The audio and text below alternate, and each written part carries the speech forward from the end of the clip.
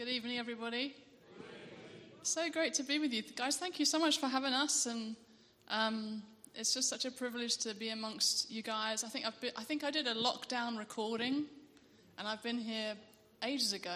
I can't remember when it was now, but it's lovely to be back, and excited about what God's going to do this evening. I'm going to be speaking about singleness, and a few years ago, if you'd said to me, would you come and share about singleness, I would have said, not a chance. I didn't want to be the token single person sharing about their very sorry life.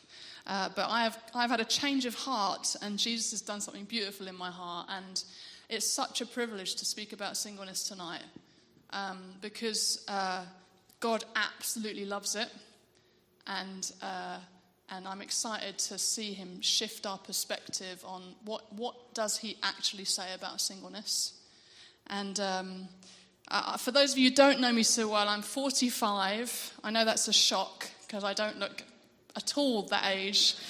But I'm 45. I've never been married, so I'm single. I've never been married. I've not had children. And in fact, I now can't have children because 4 years ago today, actually, I had a hysterectomy. So today is my anniversary of that challenging time. So it's kind of interesting that I'm speaking about singleness today.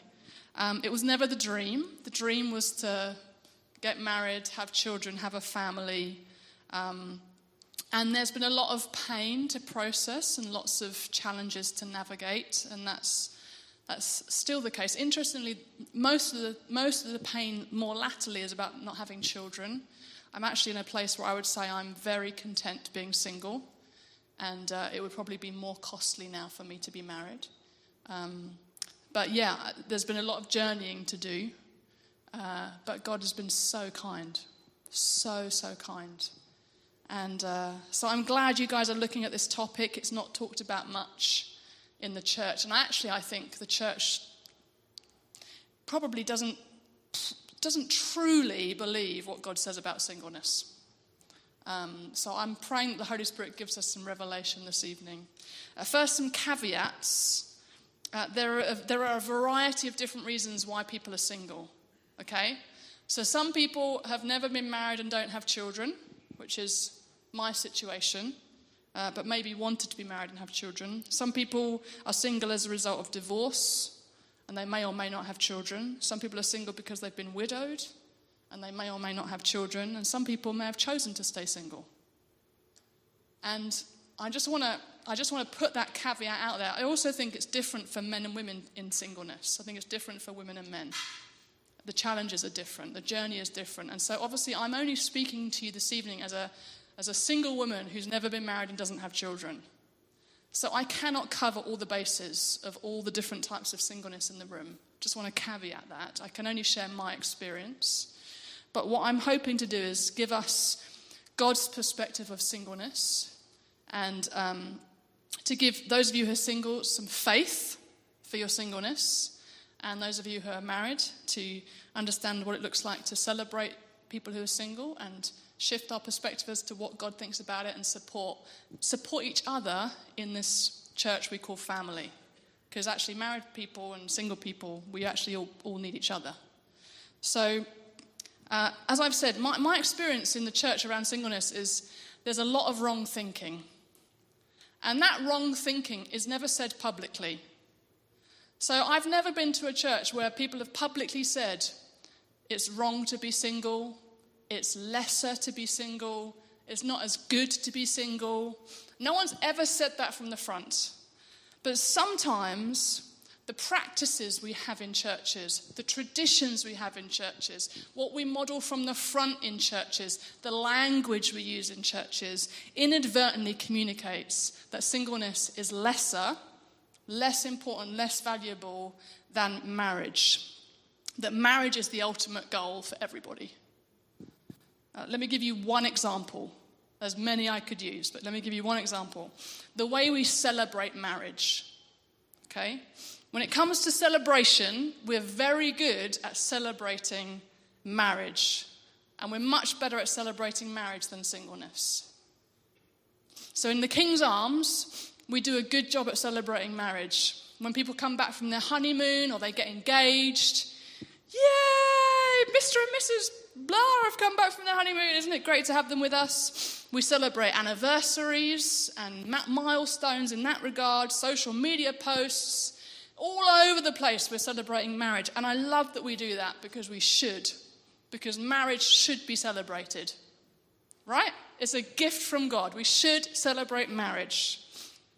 But my question is, why are we not celebrating singleness in the same way? Because the truth is that singleness is also an amazing gift from God. He celebrates singleness just as much as he celebrates marriage. And it's actually amazing when single people pursue a life of purity before him and lay down their lives to serve him. That is amazing. But we don't celebrate it. I remember when I was thinking about this, thinking about being at church on a Sunday and the person from the front picking me out. Wendy's here. We're just going to celebrate her singleness today. She's been single for 45 years. She's been laying her life down for Jesus. She's been pursuing purity. She's walked through the challenges. Let's stand up, Wendy. Let's celebrate her singleness. And I imagined this scenario and I thought, no way. Don't do it. And then I had to have a sit down with Jesus and examine, why would I be thinking that? Why would it feel so awkward to be picked out and celebrated for my singleness? And I realized it's because I would have felt shame. I would have felt shame to be picked out and to be celebrated in my singleness. Why is that? Well, it's because my belief about singleness was not in line with what God thinks. If we really, really get hold of what God thinks about singleness, there will be absolutely no shame. Because he loves it and he values it and it's amazing. But I think the way things are set up in church and society as a whole, singleness is often seen as less than. And that can create shame. And so I want us to look at, what does the Bible say? You guys ready? So 1 Corinthians 7, we're going to stay in here. 1 Corinthians 7, we're just going to read a few bits. But basically, this is a book that Paul writes to the church in Corinth. It talks about a variety of principles for marriage, what to do if you're married to someone who doesn't believe in God. And Paul also tackles singleness. And Paul, who at this point was single himself, is responding to a letter that the Corinthians have written to him, asking him some questions about this stuff. And so he's writing a letter in response. And at one point in 1 Corinthians 7, he says, now regarding the questions you asked in your letter. So they've obviously got questions for him. They've sent this letter asking him all these questions. And now he's answering their questions. And so let's pick up the first thing he says in 1 Corinthians 7, verses 6 to 7. Paul's just talked about some principles for marriage, and then he says this.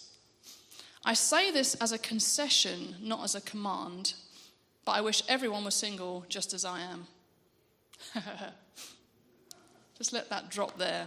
The Apostle Paul. I say this as a concession, not as a command, but I wish everyone was single just as I am. Yet each person has a special gift from God of one kind or another. I find that statement absolutely staggering. So my question to you is, when is the last time you had a really, really influential leader stand at the front of your church and say, guys, this is not a command, it's a concession, but I really wish all of you were single like me? Never. Wouldn't be said, would it? But that's what Paul says. I wish everyone was single as I am. It's not a command. It's just Paul's preference for them. It's amazing. That's staggering.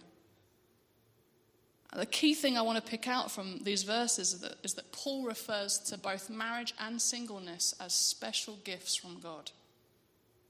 Each one has their own special gift from God of one kind or the other. Both are gifts, which means both are good. And both have equal value in the sight of God. And this is where the challenge comes for us, because we often look at relational status like a hierarchy. So at the bottom you've got singleness, You move up the ladder when you start to date. If you get engaged, you move up again. When you get married, you move up to the next rung. What happens? When do you move to the next rung? When you have children, what's the top of the tree? Grandparents. Now, you really have arrived when you become a grandparent. Ding, ding, ding, ding, ding. You've reached the top of the ladder. The best, most amazing gift. Do you know what the problem with that thinking is? Singleness is always at the bottom. That is a huge problem. That's why a lot of single people will wrestle with shame. Because they feel like they've not achieved what they should have achieved. They've not moved through the different transitions of life they should have gone through, the expected moving through these different stages. You just end up feeling like you haven't grown up properly. There's something wrong with you. And it produces shame. The problem with shame is it causes you to hide. You've got a lot of single people who are very gifted hiding. You've got to call them out of hiding. Because actually single people have got loads to offer the church. Namely time. If you're in my position. The other issue with this hierarchy is it elevates marriage above where it should be. I think in the church, just to chuck it out there, I think marriage has become an idol. And we need to repent. We really do. We actually believe that marriage is the expected answer for everybody. In our conversations, even with our children, we talk about, I've got 3 kids, 2 of them are now married, 1 of them is still not married. It's the language we use all the time. The expectation is the natural step for everybody, they will get married. That is what we're expecting. But what happens is it puts marriage above where it should be. It becomes an idol. And what ends up happening is we end up looking to marriage to be the answer that only Jesus can be the answer for. I know a lot of unhappy married people because they've looked to marriage to be the answer to them rather than Jesus. We've got to stop that because Jesus is the answer for all of us, whether we're married or single. Also heard this label of gift of singleness banded around. I don't know if you've heard of this. People sometimes ask me, Wendy, have you got the gift of singleness? It's like what they're asking really is, have you got this very, very, very rare superpower that is only given to a very, very, very few people who can endure the curse of singleness for the rest of their life? Have you got the gift of singleness? I hope I haven't got the gift of singleness. That's what they're really asking. And I've seen people get married too soon because they are convinced, I haven't got the gift of singleness. And some people I know have got married too quickly and then really struggled in their marriage because they thought, I haven't got the gift of singleness, so I'm just going to jump into marriage as quick as possible because they're looking to it to be an answer.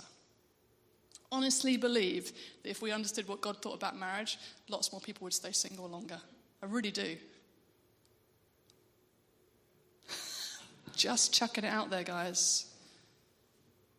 Here's my thoughts. When you're single, you have the gift of singleness. When you're married, you have the gift of marriage. Bottom line. God has not said to me, Wendy, you are going to be single for the rest of your life. He's not told me that. All the time I'm single, I have got the gift of singleness. And it's a beautiful gift. If I get married, I will get the gift of marriage.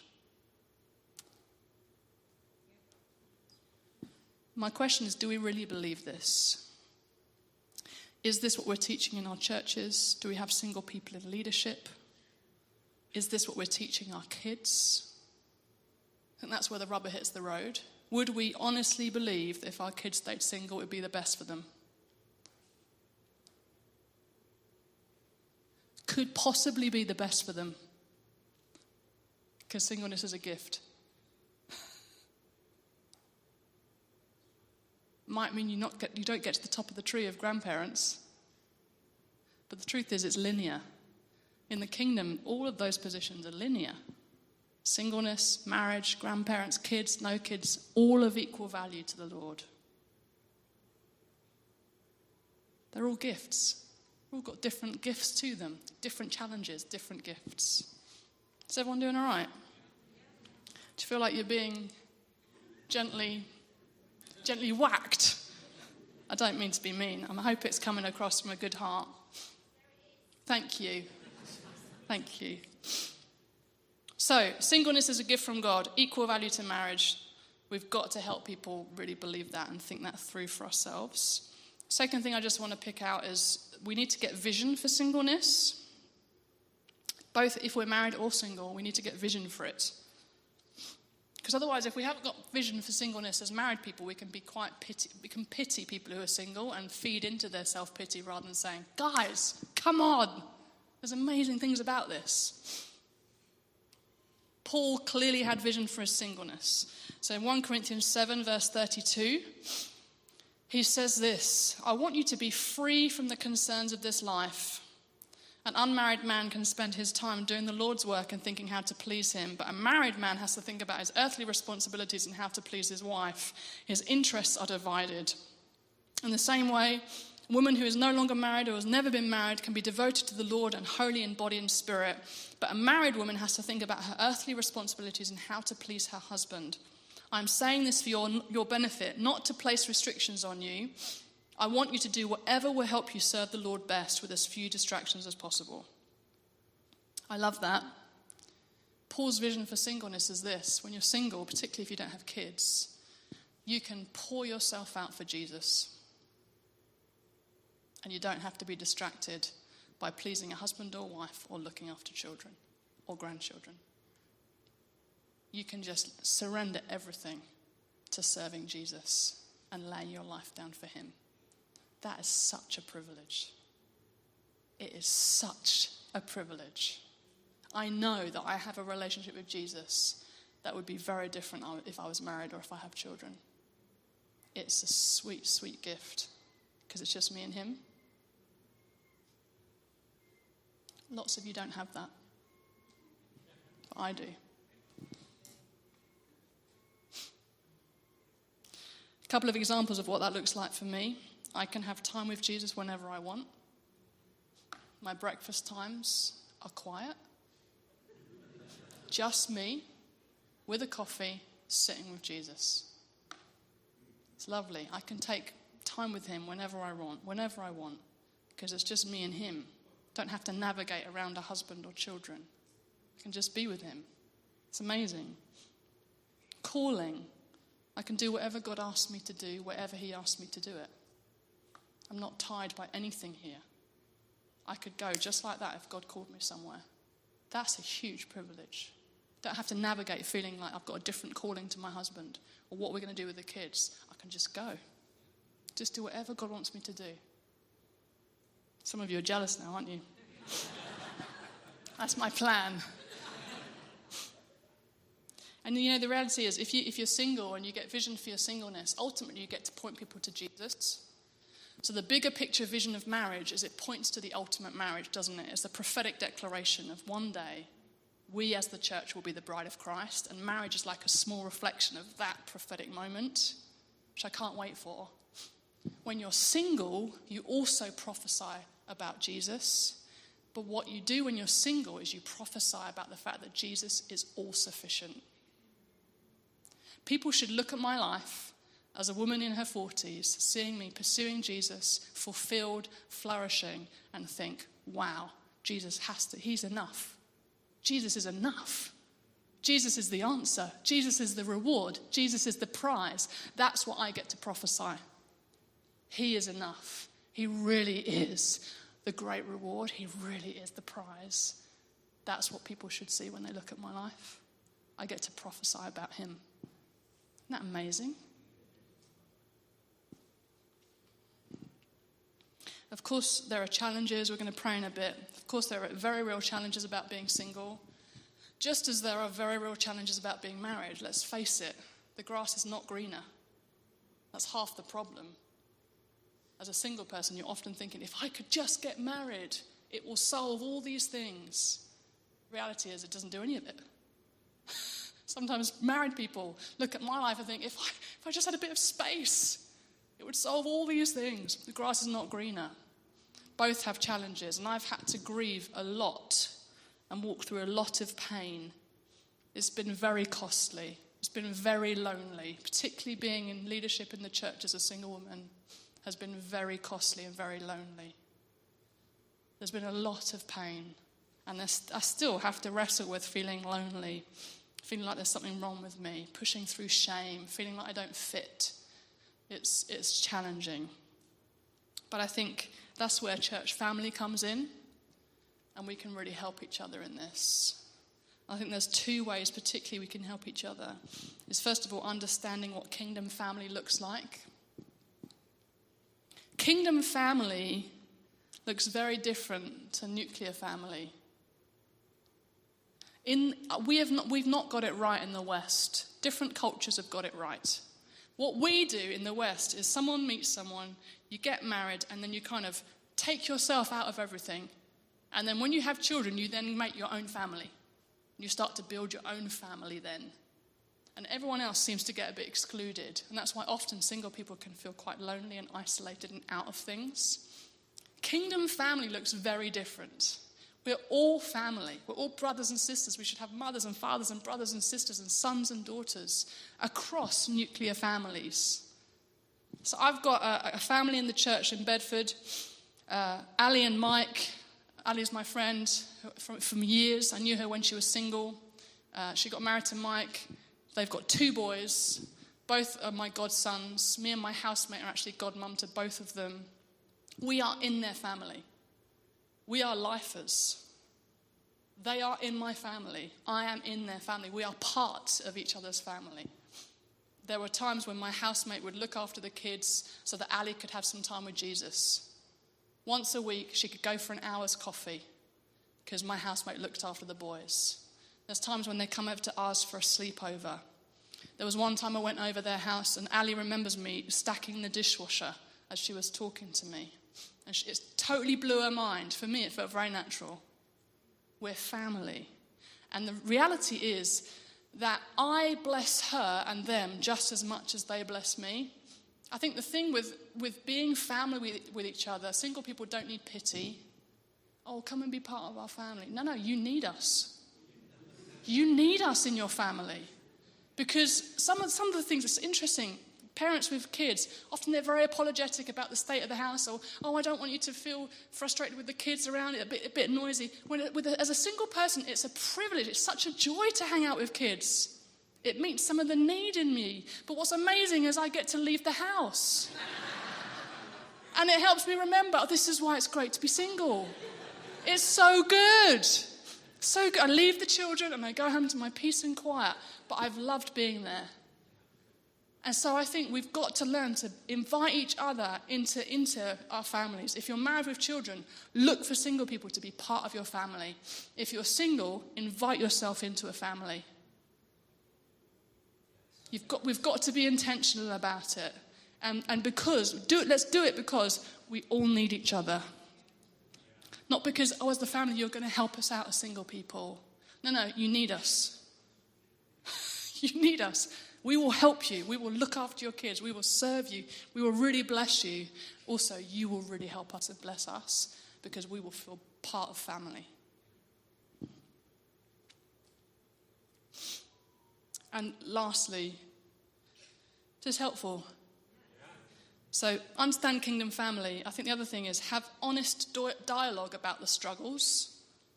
I think, honestly, this is what has helped me the most in my singleness, is with my married friends, particularly Ali. She tells me as it really is. It's so helpful. I was even talking to her recently. One of the biggest costs for me about being single is that I haven't got someone who's covenanted with me, who has got my back, and if push comes to shove, I am their priority. I don't have that person. Right? That's hard. I was talking to Ali about it just last week or 2 weeks ago. I said, the trouble is, Ali, I just don't have that one person who's covenanted with me, who will drop everything for me. She said to me, but Wendy, that's the problem. I have got that one person. And sometimes they're not who I need them to be. and they let me down, and they're not the person who I really want to come running, and they don't see what I need. And so I had this conversation where my thinking had been, I haven't got that one person. She was like, I've got that one person. It was so helpful. Because all of a sudden I realized, oh yeah, my thinking's completely wrong. You can't meet all your needs with one person anyway. And so talking about the challenges is really helpful. I think we've got to be honest from the front even. I rarely hear anything said from the front about a challenge in marriage. Tell us the challenges. It's helpful. Sometimes people think, I don't want to talk about the challenges because you really want this and I've got it and I don't want to rub your nose in it. No, it's helpful to hear. I find, personally. With not having children, again, one of the things I found really hard is not having a little person who really needs me. It's just this longing in my heart to be needed. Someone who belongs to me, who needs me, who doesn't hug me for a bit when they really need something, they go to their mum. I want someone who really needs me. I was talking to a friend recently who's married with kids. She was like, I just wish there was a time when I wasn't needed. She was like, they need me all the time. I was like, oh yeah, that's really helpful. Actually, there's some real blessings to not being needed. It brings me freedom. But I only realised that because we were honest with each other. I shared my heart. She shared her heart. You know, the main way you build family is through intimacy. And the main way you get intimacy is by sharing what's in your heart. You've got to stop pretending with each other. Drop the mask, drop the pretense, drop the, this is how you behave as a Christian. Get in each other's lives, share your hearts. Say it as it really is. Really helps. It builds family, it builds intimacy, it builds connection.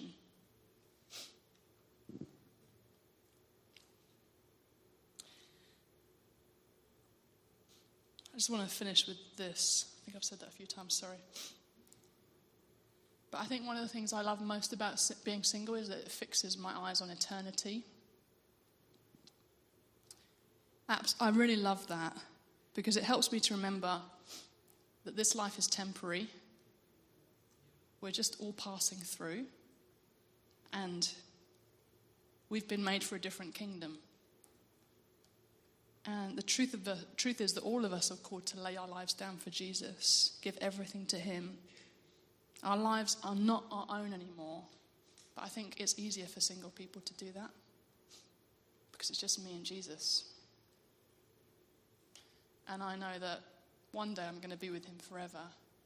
And I don't have to get distracted in this life with children and a husband.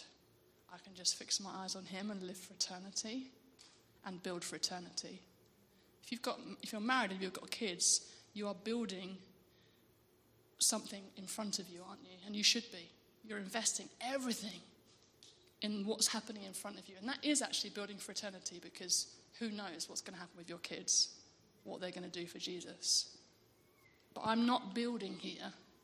I'm building there. My eyes are lifted to what's coming. And I find that is an amazing, amazing gift.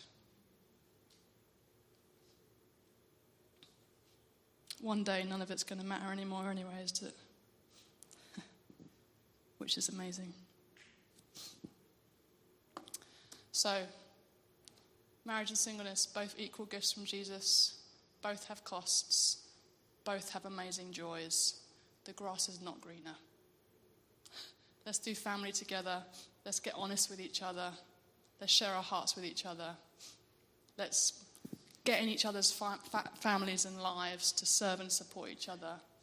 And ultimately, let's love Jesus together and do what he's called us to do to see his kingdom come.